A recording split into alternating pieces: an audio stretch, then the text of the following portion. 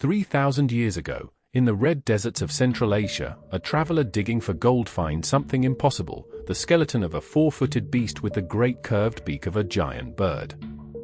Tonight on Monster Atlas, the eagle and the lion fused into one, and the real story that may make these people the first fossil hunters on Earth.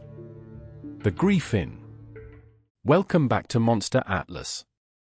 Every few nights, one monster from the world's folklore, where it came from, the people who swore it was real, and the truth hiding underneath. Tonight we head for the gold country of Central Asia and one of the most ancient beasts in all of myth. The real story of the Griffin is not a fairy tale. It may be the oldest detective work in human history. Tonight, the Griffin. The head and wings of a great eagle, joined to the body and tail of a lion, two kings of the animal world fused into one. The name comes from the Greek grips, meaning hooked, a nod to that beak. And in the oldest stories, the Griffin had one job: to guard gold. Where did people say he lived?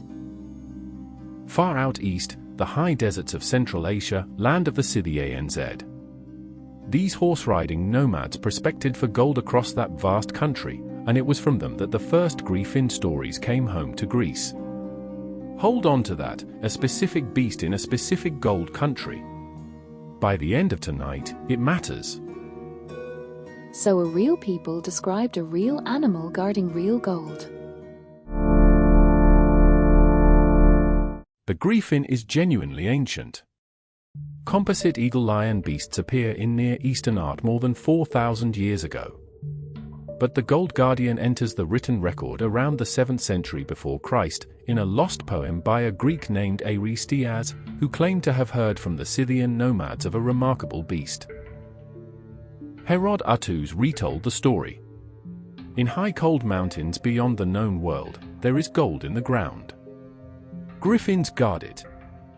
And forever trying to steal it is a one-eyed people, the Ari-Mars-Panz, an endless war between men and beasts.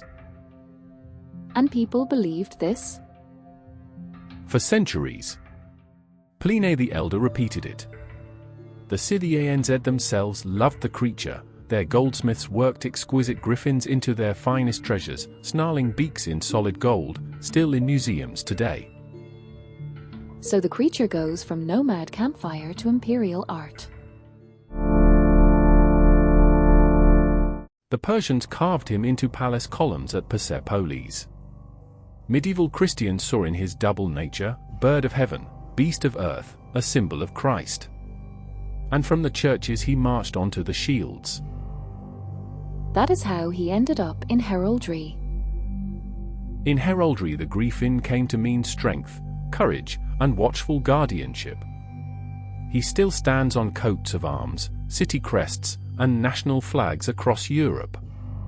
From a desert ridge to the front of a cathedral, few monsters have climbed so high. And yet the most extraordinary thing about the Griffin is not what he became. It is where he came from. For that, we go back to the bones.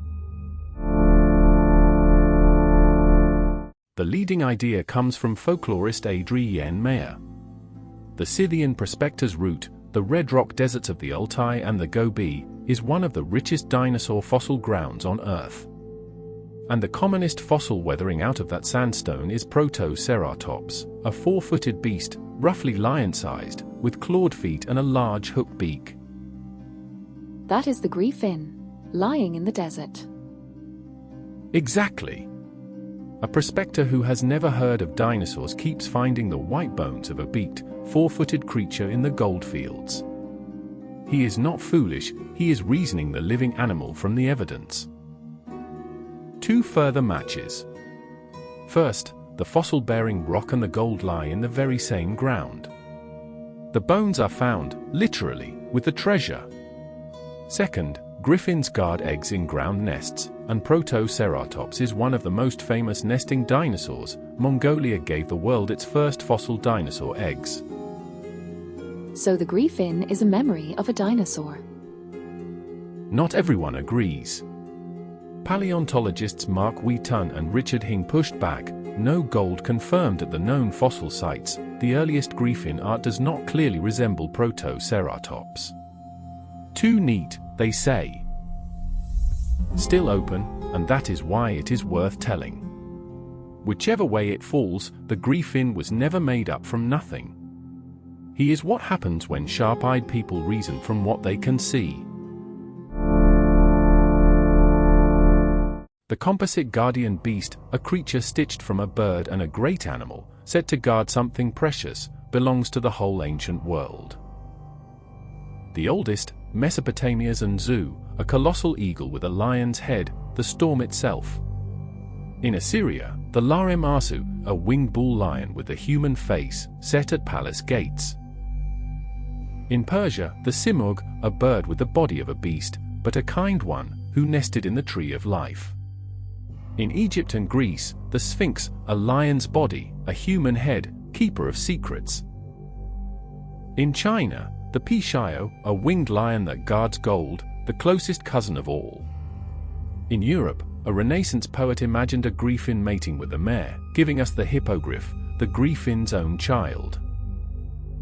And one most people miss. India's Garuda, carried east into Buddhism, arrived in Japan as the Karura, a fire-breathing eagle-headed guardian. Some say the long nose of Japan's Tengu began as the Karura's beak, a bridge to our sister channel, Yokai Night. In the stories where you grew up, what fused, winged creature stands guard over the temple or the treasure? Tell me below.